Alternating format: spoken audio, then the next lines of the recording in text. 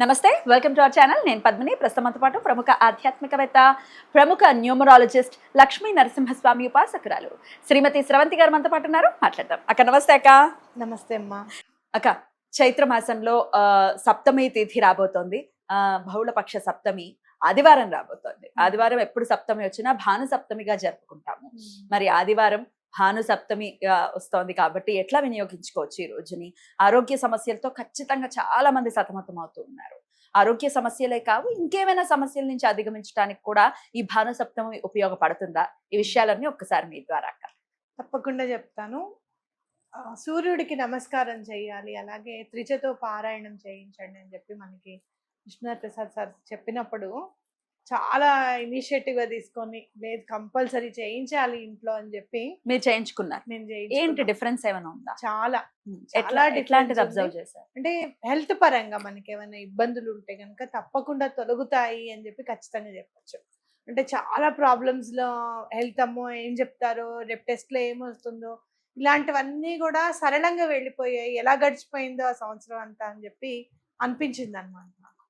ఇప్పుడు సూర్యుడు నిజంగా చెప్పాలి అని అంటే గనక వెలుగునే కాదు, మన జీవితంలో ఆరోగ్యం అనేది కూడా మహా వెలుగు మనకి. అంతే కదా, మనమంటూ ఉంటేనే కదా ఏదైనా. మనకి ఇది లేదు అది లేదని చాలా బాధపడుతూ ఉంటాం. ఎప్పుడైతే ఆరోగ్యం మనకి లేదు చూసావా, అప్పుడు విపరీతమైన టెన్షన్ వచ్చేస్తుంది.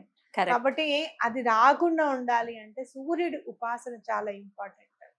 అందులో మనకి అందరూ కూడా ఈ తిథులు అన్ని లెక్క పెట్టుకొని, ఇది భాను సప్తమి, సూర్యుడును సప్తమి తిథి సండే వస్తే చాలా మంచిది అనేది ఏంటి అని అంటే గనక, మీరు చూస్తే 7 గుర్రాల మీద పయనిస్తాడు రథం, 7 గుర్రాలు ఉంటాయని మనం చూసుకుంటున్నాం.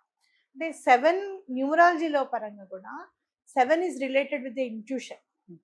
ఎంత నాలెడ్జ్ ఉంటుందో 7 నెంబర్లో పుట్టిన వాళ్ళకి అని అంటే మనం అందుకోలేం. చాలా డెప్త్గా ఉంటుంది అనమాట నాలెడ్జ్. ఇది ఇలా జరుగుతుంది, నువ్వు చూస్తూ ఉండు అని అంటే వాళ్ళ ఇంట్యూషన్ కూడా కరెక్ట్ గా, వాళ్ళ అన్నమాట కూడా, వాళ్ళకి వాక్సిద్ధి కూడా ఉంటుందేమో అనిపిస్తుంది నాకు ఒక్కొక్కసారి. కేతు నంబర్ కి మరి కేతుని పాపగ్రహంగా చిత్రీకరించారు కదా, ఎట్లా? ఆయన రిలేటెడ్ టు స్పిరిచువాలిటీ అన్నమాట. రాహు ఏం చేస్తాడు అని అంటే మనలో ఉన్న చెడుని నిద్ర లేపడానికి ట్రై చేస్తాడు.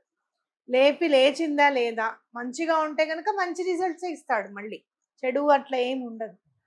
మనం అంటే మన డిసిప్లిన్ అంతా కూడా కాజేయాలని చెప్పి ట్రై చేస్తూ ఉంటాడు. కేతు వల్ల కాదు. కేతు ఏంటి అని అంటే మనం కరెక్ట్గా ఉంటే తను కూడా కరెక్ట్గా ఉండి ఒక 10% మంచి చేస్తే రియలీ ఒక 50 to 60% మనకు మార్కులు ఇస్తూ ఉంటాడు. అంటే స్పిరిచువలీ ఇంక్లైన్డ్, స్పిరిచువల్గా చాలా ఇంట్రెస్ట్ అనమాట. అంటే ఒక అల్లరి చేస్తే ఎట్లా ఉంటుంది అని అంటే కనుక రాహుని తీసుకుంటే లేదు, కుదురుగా బుద్ధిగా ఉండి తన పని తను చేసుకుంటూ ఏమి ఇవ్వాలో అది చూస్తూ ఇవ్వాలి అని అనుకుంటే ఒక డిసిప్లైన్డ్ టీచర్ గా మనం ఒక కేతుని మనం చూడొచ్చు. అట్లా మనం తప్పకుండా ఈ పూజను చేయాలి అనేది మనం గుర్తుపెట్టుకోవాలి. సండే రోజు మనం ఏం చేయాలి, ప్రత్యేకించి ఇప్పుడు వచ్చే 20వ తారీఖు ఏం చేయాలి అని అంటే త్రిచతో పారాయణము, సూర్య నమస్కారాలతో చేస్తారన్నమాట. అంటే అరుణం మహాసౌరం, అరుణం మహాసౌరం, త్రిచతో పారాయణం ఇంటికి వచ్చి చేసేవాళ్ళు ఉంటారు. అలా చేయించుకోవడం అనేది చాలా మంచిది. ఎంత ఖర్చు అవుతుంది అది కూడా ఒకసారి చెప్పండి. ఎందుకు చెప్పాలో కూడా చెప్పండి. నేను ఎందుకు అడిగాను ఈ ప్రశ్న, మీరే చెప్పండి. ఎంత తీసుకున్నారక్క అని అంటే 5,000 తీసుకున్నారు నా దగ్గర. ఒక సంవత్సరం క్రితం చేశాం కాబట్టి మనం ఇప్పుడు దైనందినంగా ఇంకొంచెం పెరుగు కాబట్టి 6,000 వరకు ఇవ్వచ్చు. వాళ్ళు చేసే నమస్కారాలు చూస్తే, వాళ్ళు చేసేవి గనక అరేంజ్మెంట్స్ అన్ని చూసుకుంటే కనుక ఇంకొక 1000 ఎక్కువ ఇచ్చినా కూడా పర్వాలేదు అనిపిస్తుంది. ఓకే, 6-7,000 వరకు ఖర్చు ఉంటుంది. అలా చేసుకుంటే చాలా మంచిది.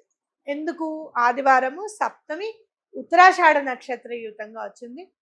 త్రిపుష్కర యోగము అని అంటారనమాట. ఏవైనా 3 కలిసి మంచి అన్ని కూడా కలిసి వచ్చాయి అంటే త్రిపుష్కర యోగంగా మనం చెప్పుకుంటాం. అంటే ఇక్కడ ఆదివారం చాలా మంచి రోజు పూజ చేసుకోవడానికి. అలాగే సప్తమి తిథి కలిసి వచ్చింది కాబట్టి భాను సప్తమి. అలాగే ఉత్తరాషాఢ నక్షత్రం ఏంటి అని అంటే మనలో ఉన్న మంచితనాన్ని మేల్కొల్పుతుంది. అలాగే మనం చూస్తే కనుక ఈ మధ్య ఎథికల్ వాల్యూస్ అని చెప్పి మనం అంటూ ఉంటాం. ఎథికల్ వాల్యూస్ ఉండాలి అని చెప్పి ఆ ఎథికల్ వాల్యూస్ ని పెంపొందిస్తుంది అనమాట ఆ నక్షత్రం. కాబట్టి అలాగే నేమ్ అండ్ ఫేమ్ రావాలి మీకు. అంటే కనుక ఆఫీస్లో మీరు పని చేస్తున్నా కూడా ఎవరు గుర్తించట్లేదు మిమ్మల్ని. ఓకే. అలా గుర్తించట్లేదు అని అంటే గనక ఈ పూజ చేసుకుంటే, ఈ రోజుని వినియోగించుకుంటే గనక మీకు ఆఫీస్లో నేమ్ అండ్ ఫేమ్ కూడా వస్తుంది అని గుర్తుపెట్టుకోవాలి. రైట్ అక్క. అరుణం మహాసౌరం త్రిచ ఇది చేయించుకోలేము, అంత స్తోమత మాకు లేదు అనుకున్న పక్షాన మరి ఏం చేయొచ్చు స్వామి అనుగ్రహం కోసం? అర్ఘ్యం ఇవ్వండి కంపల్సరీ. స్నానం చేసిన తర్వాత అర్ఘ్యం ఇవ్వండి. సూర్య నమస్కారాలు జనరల్‌గా అందరూ ఏం చేస్తారంటే స్నానం చేయకుండా ఒక ఎక్సర్సైజ్ లాగా చేయడం అనేది అలవాటు చేసుకున్నారు. అట్లా కాదు. అర్ఘ్యం ఇచ్చిన తర్వాత సూర్య నమస్కారాలు చేయండి కంపల్సరీగా. అలాగే సూర్యుడు ప్రత్యక్ష సాక్షి, ప్రత్యక్ష దైవం కాబట్టి మీకు ఏం కావాలి అనేది ఆయనకి చెప్పండి. అలాగే ఆ రోజు గోధుమలతో చేసింది ఏదైనా నివేదన పెట్టడము. అలాగే మీరు ఏదైనా అన్నదానం చేయాలి అని అనుకుంటే గనుక ఒక 10 మందికో 15 మందికో ఆ రోజు అన్నదానం చేయడం అనేది చాలా మంచిది. ఎందుకు అని అంటే త్రిపుష్కర యోగం వచ్చింది కాబట్టి ఇప్పుడే నీతో మాట్లాడుతుంటేనే నేను డిసైడ్ అయ్యాను ఆ రోజు అన్నదానం చేయాలని తత్వమయి శ్రీపాద తత్వమయి ఫౌండేషన్ ద్వారా చేయాలని ఉంది నాకు. అయితే ఎందుకు అని అంటే మీరు బంగారం కొంటారు, కొంటూనే ఉంటారు. ఆ రోజు కొనుక్కోవచ్చు. త్రిపుష్కర యోగము లో మనం ఏమైనా పని చేసామనుకో ఆ పని చేస్తూనే ఉంటాం అన్నమాట. మీరు ఏదైనా బంగారం కొనుక్కోవాలనుకున్నారు, కొంచెం బంగారం కొంటే కొంటూనే ఉంటారు.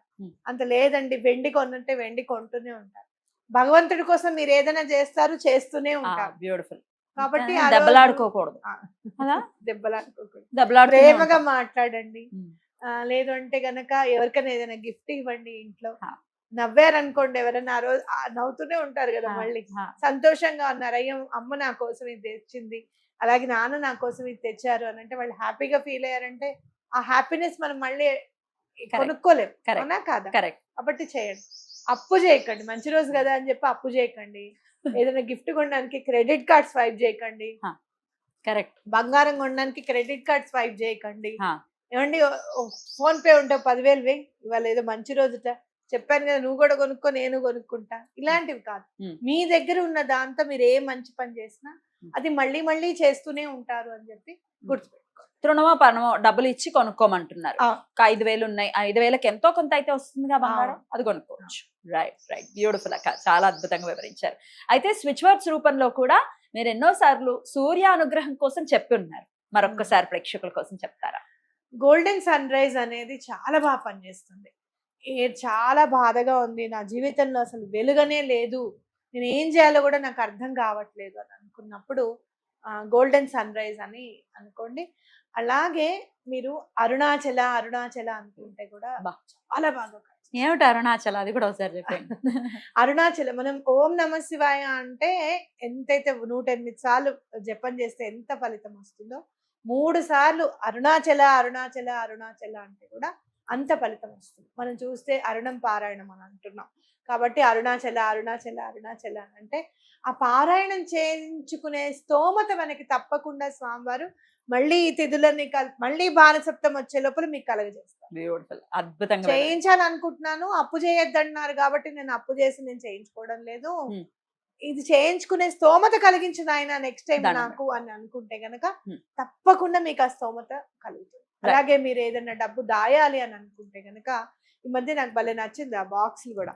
1,00,000 రూపాయలు దాయండి అని చెప్పి బాక్స్ వెనకాల ప్రింట్స్ చేసి ఇస్తున్నారు. 100, 150 అలా అంటే చేసినప్పుడల్లా ఆ నెంబర్ ని కట్ చేసుకుంటూ వెళ్ళిపోతాం అన్నమాట. ఆ బాక్స్ లో లాక్ ఉంటుంది, బాక్స్ తీసేస్తాం, లాకేజ్ ఉంటుంది. అవును, 1,00,000 రూపాయలు లైన్తో ఓపెన్ చేస్తాం కదా, నచ్చింది నాకు అది చాలా. అలాంటివి మీరు అనుకుంటే మొదలు పెట్టుకోవచ్చు. ఈ బాణసప్తమి మళ్ళీ ఎప్పుడుందో చూసుకోండి. వాళ్ళు మనకి అరుణ పారాయణం చేసుకోవడానికి మన దగ్గర స్థితి లేదు.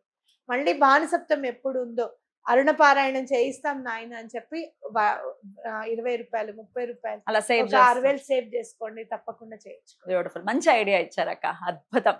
అయితే ఒక చిన్న నోట్ ఏంటంటే అరుణ మహాసౌరం త్రిచ ఒకవేళ పారాయణం మీ ఇంట్లో చేయించుకుంటే ప్రెగ్నెన్స్ ఉంటే మాత్రం ఎటువంటి పరిస్థితుల్లో జాగ్రత్తలు వహించాలి, ప్రెగ్నెన్స్ వినకూడదు ఆ మంత్రాలని అని చెప్తారు. ఎలాగో వచ్చేప్పుడండి.